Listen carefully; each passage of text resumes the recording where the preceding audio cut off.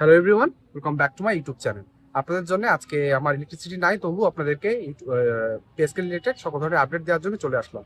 আজকে আমরা দুই তিনটা আপডেট সম্পর্কে জানবো। আমরা জানি যে পে কমিশনের কিন্তু চূড়ান্ত সভা শেষ হয়ে গিয়েছে। একটু পরে আমাদের পে কমিশনের যে চেয়ারম্যান রয়েছেন অর্থাৎ জাকির স্যার, তিনি চলে যাবেন আমাদের রাষ্ট্রীয় অতিথি ভবন যমুনায়। সেখানে প্রধান উপদেষ্টার সঙ্গে সাক্ষাৎকালে তিনি কিন্তু আমাদের যে নবম পে স্কেলের যে চূড়ান্ত সুপারিশটি রয়েছে সেটি তিনি তুলে ধরবেন। তার আগে এই হচ্ছে নবম পে স্কেলের যে চূড়ান্ত রিপোর্টগুলো আমরা সামনে পেয়েছি সেগুলো আপনাদেরকে এক এক করে জানিয়ে দিব। পেনশনারদের জন্য আজকে অনেক বড় একটি সুখবর রয়েছে। পেনশনাররা আজকে আমার ভিডিওটি না টেনে একদম শেষ পর্যন্ত দেখবেন। আপনাদের সকল সুখবর কিন্তু আমি জানিয়ে দিব পে কমিশনের চূড়ান্ত রিপোর্ট পাওয়ার আগে। আপনারা জানেন পে কমিশনের চূড়ান্ত রিপোর্ট কিন্তু একটি কনফিডেন্সিয়াল রিপোর্ট।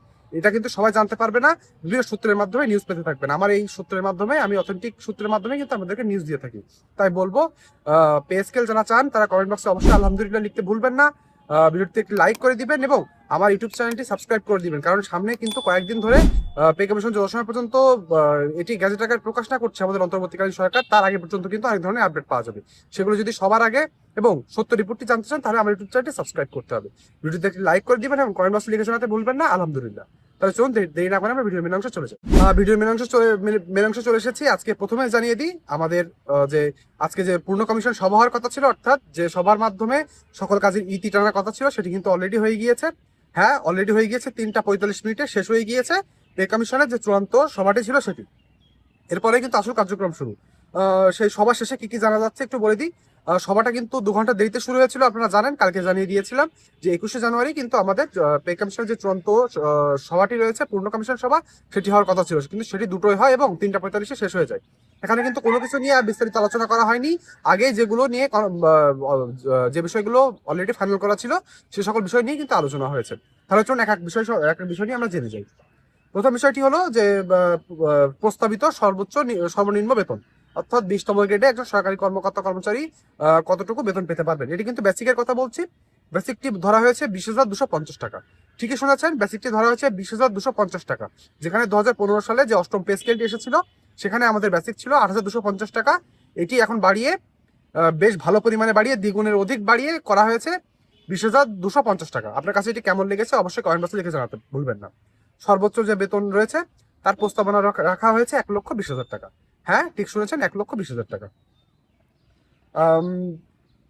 নিচের দিকের কর্মচারীদের বেতন প্রায় 2.5 গুণ বেড়েছে এবং উপরের দিকে প্রায় 1.5 গুণের কাছাকাছি বেড়েছে, অর্থাৎ 11 থেকে 20তম গ্রেডের যে সরকারি কর্মকর্তা কর্মচারীরা রয়েছেন তাদের কিন্তু প্রায় দ্বিগুণ বা 2.5 গুণ পর্যন্ত তাদের বেতন বেড়েছে। যত সেটি কমেছে, অর্থাৎ গ্রেড যতটি কমেছে, অর্থাৎ 1 থেকে 10তম গ্রেডের সরকারি কর্মকর্তা কর্মচারীদের বেতন কিন্তু 2 গুণ পরিমাণ বাড়েনি, 1.5 গুণ বা 1.5 গুণের কাছাকাছি পরিমাণ বৃদ্ধি পেয়েছে। আর একটা বিষয় সম্পর্কে হলো যে পে কমিশনের যে চূড়ান্ত রিপোর্ট রয়েছে এটি কিন্তু সাথে সাথে গ্যাজেট আকারে প্রকাশ করবে না। প্রতিবেদন জমার পর বিভিন্ন কমিটির দ্বারা যাচাই বাছাই ও পর্যালোচনা হবে। অর্থাৎ এটি প্রথমে প্রধান উপদেষ্টার কাছে জমা পড়ার পরে এটি উপদেষ্টা পরিষদে উঠবে। সেখান থেকে এটি গ্রিন সিগন্যাল পেলে চলে যাবে সচিবদের কমিটিতে। সচিবরা এটা নিয়ে বসবেন এবং দেখাশোনা করবেন। তারা অ্যানালাইসিস করবেন যে দেশের যে পরিস্থিতি রয়েছে এবং অর্থনৈতিক যে পরিকাঠামো রয়েছে তার ভিতর থেকে কতটুকু করলে, অর্থাৎ এই পে কমিশনের যে চূড়ান্ত রিপোর্টটি রয়েছে কতটুকু মেনে চললে বিষয়টি সরকারি কর্মকর্তা কর্মচারীদের জন্য ফিজিবল হবে, সেটাও কিন্তু তারা দেখবে। আমাদের অর্থ উপদেষ্টা কিছু বক্তব্য রেখেছেন, সেটি হলো পিএসপি-এর সঙ্গে জাতীয় নির্বাচনের কোনো সম্পর্ক নেই। তিনি আরো বলেছেন, কমিশন সুপারিশের সরকারি কর্মকর্তা কর্মচারীরা সন্তুষ্ট হবেন বলে তিনি আশা করেছেন। তিনি এটিও বলেছেন, সুপারিশ তৈরির বিভিন্ন অংশীজনের সাথে বিস্তৃত পরামর্শ করা হয়েছে। অর্থাৎ তিনি স্পষ্টভাবে বোঝাতে দিতে চেয়েছেন যে নতুন যে নির্বাচন আসছে এর জন্য কিন্তু পে স্কেলের কাজের কোনো কমতি থাকবে না, পে স্কেলের মধ্যে চলতে থাকবে। তিনি এটাও বলেছেন যে আমাদের পে কমিশন যে চূড়ান্ত সুপারিশটি করেছে পে স্কেলের জন্য, সেটি কিন্তু যথেষ্ট সরকারি কর্মকর্তা কর্মচারীদের একটি ভালো জীবনমান উপহার দেওয়ার জন্য।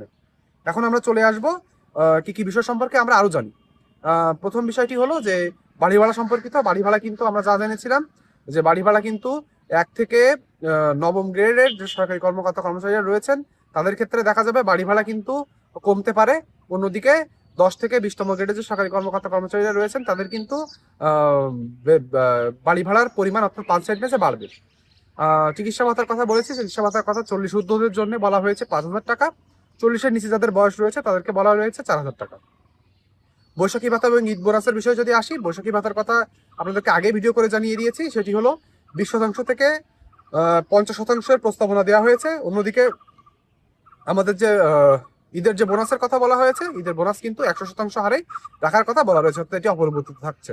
গ্রেড সংখ্যার 20টি থাকছে, বেতনের অনুপাত হতে যাচ্ছে 1:8। এগুলো কিন্তু আমরা সকলে জানি। এবার চলে আসবো আমরা পেনশনারদের জন্য। হ্যাঁ, ঠিক শুনেছেন, পেনশনারদের জন্য। পেনশনারদের নিয়ে কিন্তু অনেকগুলো কোশ্চেন রয়েছে। পেনশনারদের যে বয়স রয়েছে, অর্থাৎ একজন পেনশনকারীদের যে বয়স রয়েছে, সে বয়সের ভিতরে তিনি থাকতে পারছেন কিনা, অর্থাৎ তার বয়স কি বাড়ানো হয়েছে, তো আপনি 62 বছর বা 65 বছরে পেনশন নিতে পারবেন কিনা, সেটি আপনাদেরকে আজকে জানিয়ে দিবে। প্রথম বিষয়টি হলো যে আমাদের পেনশনারদের কথা যেটা জানানো হয়েছে, সেটি হলো যে যারা মাসে 20,000 টাকার কম পেনশন পান, তাদের পেনশন দ্বিগুণ বৃদ্ধি পাবে। ঠিকই শুনেছেন, যাদের বেতন 20,000 টাকা, যারা পেনশন 20,000 টাকার কম পান, তাদের পেনশন প্রায় দ্বিগুণ আকারে বৃদ্ধি পাবে। যাদের যাদের পেনশন 20 থেকে 40,000 টাকা, তাদের 75% পরিমাণ বৃদ্ধি পাবে। ঠিক শুনেছেন, 20 থেকে 40,000 টাকার ভিতরে যারা পেনশন পেয়ে থাকেন, তাদের 75% পরিমাণ বৃদ্ধি পাবে, এবং যারা 40,000-এর বেশি পেনশন পান, তাদের 55% পর্যন্ত বৃদ্ধি পাবে। আর একবার আপনাদেরকে ক্লিয়ার করে দিই, সেটি হলো যারা 20,000 টাকার নিচে পেনশন পান, তাদের প্রায় দ্বিগুণের কাছাকাছি পেনশন বেড়ে যাবে। যারা 20 থেকে 40,000-এর ভিতরে রয়েছেন, তারা পাবেন 75% পরিমাণ, এবং যারা 40,000-এর উপরে রয়েছেন, তারা পাবেন 55% পরিমাণ। এছাড়া পেনশনারদের একটি বিষয় সম্পর্কিত সুখবর রয়েছে, সেটি হলো এছাড়া 75 বছরের বেশি বয়সী পেনশনভোগীদের জন্য চিকিৎসা ভাতা 10,000 টাকা করার পরামর্শ দেওয়া হয়েছে।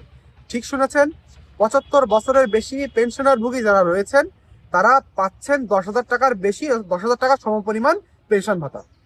যেখানে সাধারণত 8,000 টাকা চিকিৎসা ভাতা দেওয়া হয়, 50 বছরের কম বয়সীদের জন্য 5,000 টাকা চিকিৎসা ভাতার সুপারিশ করা হচ্ছে। তাহলে বুঝতে পারলেন, আপনাকে স্পষ্টভাবে বুঝিয়ে দিলাম যে এভাবে কিন্তু পেনশনারদের জন্য সুযোগ সুবিধা বাড়ানো হচ্ছে। পে কমিশনের কার্যক্রম প্রায় শেষ পর্যায়ে চলে এসেছে। আজকে আমরা জানতে পারবো একটি চূড়ান্ত প্রস্তাবনা, কাঠামো দাঁড় করিয়ে যাবে, এবং অন্তর্বর্তীকালীন সরকার হয়তো বলেও দিয়ে যাবে এটি কখন থেকে তারা চালু করছে। আংশিক চালুর জন্য 22,000 কোটি টাকা বরাদ্দ রাখা হয়েছে, আপনি জানেন। আংশিকভাবে চালু করা হলে কোনো ভাতা বা কোনো সুযোগ সুবিধা কিন্তু, বা পেনশনারদের যে সুযোগ সুবিধা রয়েছে, এগুলো কিন্তু বাড়বে না, শুধু বেসিকটুকু বাড়বে। বেসিকটুকু বাড়ার পরে আস্তে আস্তে ধাপে ধাপে ধাপে ধাপে অন্তর্বর্তীকালীন সরকার বা পরবর্তী নির্বাচিত যে রাজনৈতিক সরকার আসবে, তারা হয়তো চেষ্টা করবেন এটিকে আমলে আনার। আজকে ভিডিওটিতে আপনাদেরকে একটু পরে, অর্থাৎ 5টার পরে, ঠিক হয়তো আমরা 5:30 বা 6টার দিকে আমরা যে চূড়ান্ত প্রস্তাবনাটি রয়েছে, সেটি হয়তো আমরা পেয়ে যাব। তখন আমরা আপনাদেরকে জানাতে সক্ষম হব যে খুঁটিনাটি যে বিষয়গুলো রয়েছে পে স্কেল রিলেটেড সকল বিষয়গুলো। আপনারা জানেন, পে স্কেল নিয়ে কার্যক্রম শুরু করেছি সেই 5 থেকে 6 মাস। আপনাদেরকে সকল বিষয়ে অথেন্টিক নিউজ জানিয়ে থাকি। কোনো অসুবিধা থাকলেও চেষ্টা করি, আমার যেহেতু একটি অডিয়েন্স রয়েছে, অনেক বড় একটি পরিবার রয়েছে, তারা আমার ভিডিওর জন্য অপেক্ষা করে, আমি চেষ্টা করি যত কষ্টের ভিতরে থাকি না কেন ভিডিওটি বানিয়ে আপনাদের কাছে পৌঁছে দেওয়ার জন্য। কারণ আপনারা পে স্কেলের যে আপডেট রয়েছে সেগুলো পেতে ব্যাকুল আগ্রহে বসে থাকেন। এখনো যেমন ইলেকট্রিসিটি নাই, তবুও চলে এসেছি ছাদে আপনাদের জন্য ভিডিও বানানোর জন্য। আপনাদের কাছে আপনাদের সকলের কাছে একটি অনুরোধ থাকবে যে আমাকে একটু অ্যাপ্রিসিয়েট করতে পারেন, অর্থাৎ আমাকে যদি একটা লাইক বা একটি সাবস্ক্রাইব বা একটি কমেন্ট করতে পারেন, তাহলে আমি অনেক খুশি হই। আমার অনুপ্রেরণা আরো বেড়ে যায়, এবং আমি চেষ্টা করি পে স্কেল রিলেটেড যে ভিডিওগুলো রয়েছে সেগুলো সব আপনাদের কাছে শেয়ার করতে। তাই বলবো, যারা প্রথম এসেছেন অথবা আমার ইউটিউব চ্যানেলটি কোনোভাবে এখন সাবস্ক্রাইব করা হয়নি, দয়া করে আমার ইউটিউব চ্যানেলটি সাবস্ক্রাইব করে দিবেন, ভিডিওতে একটি লাইক করে দিবেন, এবং কমেন্ট বক্সে আলহামদুলিল্লাহ লিখতে ভুলবেন না। আমাদের কিন্তু পে স্কেলের কার্যক্রম প্রায় শেষ পর্যায়ে। আজকে সন্ধ্যার পরে ভিডিও বানিয়ে আপনাদেরকে চূড়ান্ত যে রিপোর্টটি রয়েছে সেটি কেমন হতে যাচ্ছে সেটি জানিয়ে দিব। আজকের ভিডিওটি এই পর্যন্ত। সকলে ভালো থাকবেন, ধন্যবাদ।